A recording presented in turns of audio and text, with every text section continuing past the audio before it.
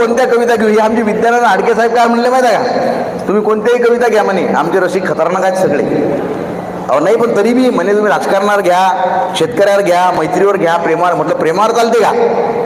हां, प्रेम तर आवडीचा विषय आहे म्हणे त्याच्यात. नाही म्हटलं ज्येष्ठ लोक बसलेले असतील पुढे, ते दिसायला ज्येष्ठ आहेत म्हणे. बघ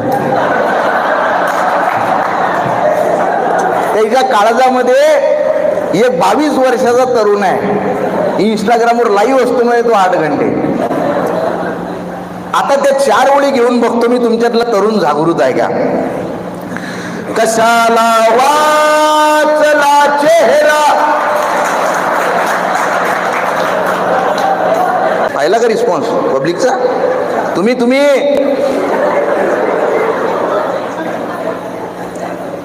प्रेम खूप शाश्वत भावना आहे बरं. पोथी पडपट जन्मवा पंडित भयान कोय, ढाई आकर प्रेम का पढे सुपंडित होय. किती ग्रेट कबीरांनी सांगून ठेवलं प्रेमाचं. पण तो काळ वेगळा होता, तुमचा काळ बाबू वेगळा आहे. तुमचं इन्स्टंट चाललेलं आहे सगळं. एकाला हाय, दुसऱ्याला बाय, तिसऱ्या संग पडून जाय. तुझं नाही तसं, नाही म्हणतो का? क्या बात आहे. माझं तसं नाही म्हटला. तुझ्यासाठी सांगतो, एका पोरीचा पोराला फोन आला, अरे स्वप्नील माझं लग्न ठरलंय, मला विसरून जा. स्वप्नील माझं लग्न ठरलंय, मला विसरून जा. हा म्हटला बाई मी विसरून जातो, पण माझं नाव स्वप्नील नाही, मी आकाश आहे. रांग नंबर लागला तुला, बरोबर, काही हरकत नाही म्हणे. आकाश तू विसरून जा, आणि वेळ भेटला तर स्वप्नीलला कॉल करून सांगून दे. अशा खतरनाक कालखंडामध्ये आपण आहोत. म्हणून सांगतो, शेवटचं पुस्तकं वाचण्याच्या काळात पुस्तकं वाचली पाहिजेत, उगाच चेहरे वाचत बसू नये. या लोकांकडे शिका.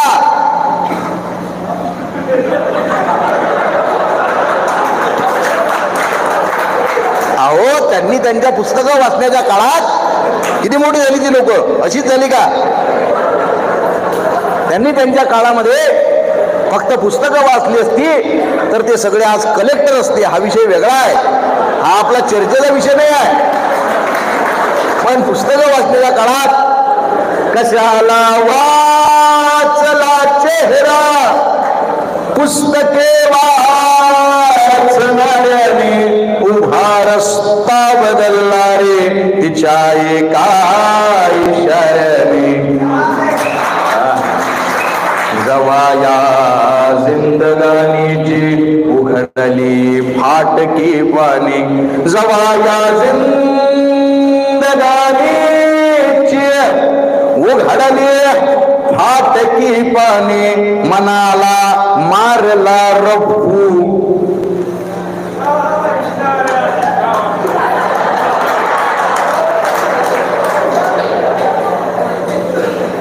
भविष्य उज्ज्वल आहे तुमच्या आरवीचं. मनाला रप्पू समजते ना, मारला रप्पू तिच्या एका इशाऱ्याने. तू ह्या गावावरून जवा जवा जाईन मी, जरी भुललीस तू तुले चोरून पाहिन मी. तुझ संसार थाटला उभा होईल सोन्याचा. कोणी कोणाला दगा दिलेला? म्युच्युअल अंडरस्टँडिंग मध्ये सेटल झालेला आहे. नाही तर तुम्हाला वाटेल कवी खतरनाक होता पण दुःखी होता, असं काही. फक्त कथा लक्षात घ्या, तिन्ही साऊंडवाले. तुम्हाला वाटत असेल आम्हाला का बोलता बा? अहो मी तुमचा मित्र आहे. मित्र वणव्यामध्ये गारव्यासारखं ऐकलंय तुम्ही? आपलं रक्तच नातं आहे का? नाही. याचा अर्थ मी मैत्रीत काही बोलू शकतो, तुम्हाला शिवाय देऊ शकतो.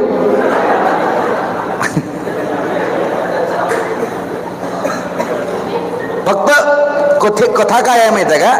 शेवटचा क्षण आहे तो प्रत्येकाच्या आयुष्यात आलेला. तू तुझ्या आयुष्यात सुखी राहा, मी माझ्या आयुष्यात खुश राहतो, बरोबर आहे? माझी शपथ आहे, तुला रडायचं नाही. काळ लक्षात आला ना फक्त, बाकी स्पष्टीकरण देण्याची गरज. तुझ संसार थाटला उभा होईल सोन्याचा, नको डोळ्यात पाहू ग भरवसा नाही पाण्याचा. जशी आलीस येताना जातशीच जाताना, जशी आलीस येताना जातशीच जाताना, कशाला कोवळी मिठी कशाला त्रास ओठांना.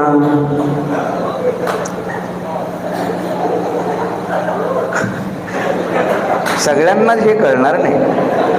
ज्यांच्या ज्यांच्या आयुष्यात हे अमृताचे क्षण आलेले आहेत त्यांनाच कळेल या ओळींचा अर्थ. परत घेतो 2 ओळी. तुझ संसार थाटला उभा होईल सोन्याचा, नको डोळ्यात पाहू ग भरवसा नाही पाण्याचा. जशी आलीस येताना जातशीच जाताना, जशी आलीस येताना जातशीच जाताना, कशाला कोवळी मिठी कशाला त्रास ओठांना. कुणी जर तार छेडले तुझे गाणेच गाईन मी, जरी भुललीस तू तुले चोरून पाहिन मी. मले जीव लावला जितका जितका जितका जितका जितका, मले जीव लावला जितका तू ह्या नवऱ्याले लावजो. किती सात्विक भावना आहे पहा कवी. अख्ख्या ब्रह्मांडात मायेवढा निरागस कवी तुम्हाला भेटणार नाही. मले जीव लावला जितका तू ह्या नवऱ्याले लावजो, घरी दुसऱ्याच्या जाताना मले काढून ठेवजो. आता चेहरा तुझा परका मिठी दुसऱ्याच छातीला, आता चेहरा तुझा परका मिठी दुसऱ्याच छातीला. मला जे काय सांगायचे माझ्या सांगेन रातीला.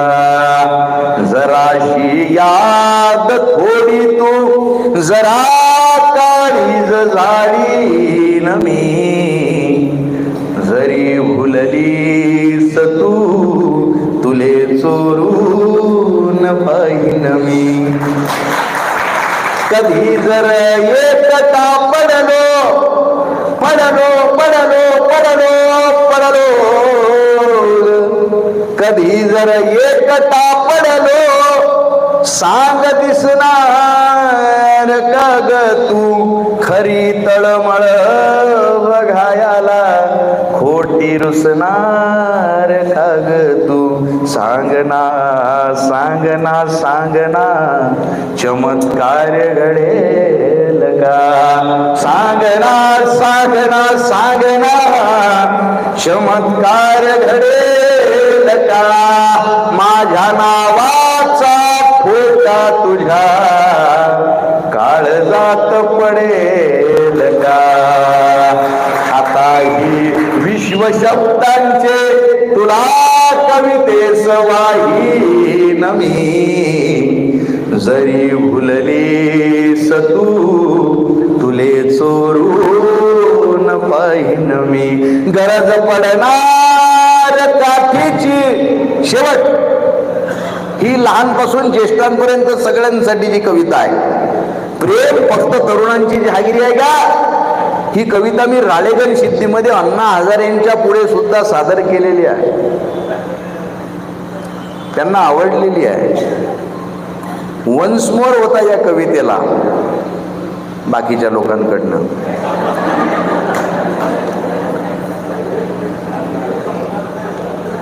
प्रेम शाश्वत भावना आहे का नाही?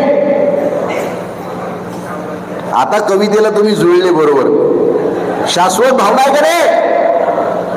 ते हीर रांझा, लैला मजनू त्यांचं प्रेम खरं होतं का फक्त? त्या शहाजहाननं मुमताजसाठी ताजमहाल बहाल केला आणि म्हणतात की कामगारांचे हात कापले, त्यांचं खरं प्रेम होतं का? लैला मजनूचं, हीर रांझ्याचं प्रेम बघायला आपण नव्हतो. राधाकृष्णाचं सुद्धा प्रेम बघायला आपण नव्हतो. मोठमोठ्या उदाहरणांची गरज नाही दादा, माझा चेहरा लक्षात ठेवा. प्रेम नावाची गोष्ट, याचा अर्थ माझ्याकडे बघून तुम्ही प्रेमाचा अर्थ समजून घ्या असं नाही आहे. माझा चेहरा लक्षात ठेवा आणि मी काय सांगतोय. माझ्या गावाजवळ 72 वर्षाचा म्हातारा आणि 65 वर्षाची म्हातारी गावाच्या फाट्यावर 2 किलोमीटर लांब असलेल्या फाट्यावर बसची वाट बघत बसलेले. उन्हाळ्याचे दिवस, जीवाची लाई करणार ते ऊन, ही सगळी परिस्थिती त्या म्हाताऱ्याच्या लक्षात येते. म्हातारा उठतो, खरी घटना आहे बरं. काठी टेकवत म्हातारीच्या शेजारी जाऊन सूर्याच्या दिशेनं उभा राहतो. या म्हाताऱ्याची सावली म्हातारीच्या अंगावर पडते, पण या गोष्टीकडं त्या म्हातारीचं लक्ष नसतं. या गोष्टीकडं त्या म्हातारीचं लक्ष नसतं, पण त्या म्हातारीच्या नकळत तिच्या अंगावर सावली धरण्यासाठी ऊन खांद्यावर घेणारा तो म्हातारा मला शहाजहान पेक्षा श्रेष्ठ वाटतो. आणि खऱ्या प्रेमाची परिभाषा सांगून जातो, गरज पडणार काठीची, लागता चाहुल साथीची, उजळणी करेल आयुष्या तुझ्या ही वाटा घाटीची. बिचाऱ्या वेदनेलाही सदा बेधुंद भासलो मी, बिचाऱ्या वेदनेलाही सदा बेधुंद भासलो मी. शपथ होती न रडण्याची, उभा हा जन्म हासलो मी. जिथे पिक येईल अश्रूंचे, जिथे पिक येईल अश्रूंचे, जिथे पिक येईल अश्रूंचे, तिथे तुझला पेरीन मी. जरी भुललीस तू तुले चोरून पाहिन मी. तू ह्या गावावरून जवा जवा जाईन मी.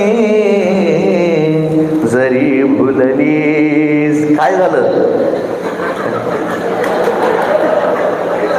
वा वा वा. नाही, या कवितेतलं कोणाला काय झोंबेल सांगता येईल. त्याचा मी 4-5 वेळा आवाज ऐकला. भूतकाळ तुमचा फार प्रगल्भ आहे. तुझ्या गावावरून जवा जवा जाईन मी. जरी भुललीस तू तुले चोरून पाहिन मी. तुले चोरून पाहिन मी. तुले चोरून पाहिन मी. क्या बात है, क्या बात है. असे रसिक सापडल्यानंतर काय कोणत्या अखिल भारतीय साहित्य संमेलनाची गरज आहे सांगा. इतके प्रगल्भ रसिक तुम्ही खरं मला सापडले, असं वाटतंय तुम्हाला 10-12 तास तरी सोडू नये. लक्षात ठेवा, इतके खतरनाक रसिक मी आज महाराष्ट्रात पहिल्यांदा बघतोय. असं नाही हे तुम्हाला माहिती आहे, परंतु खऱ्या अर्थानं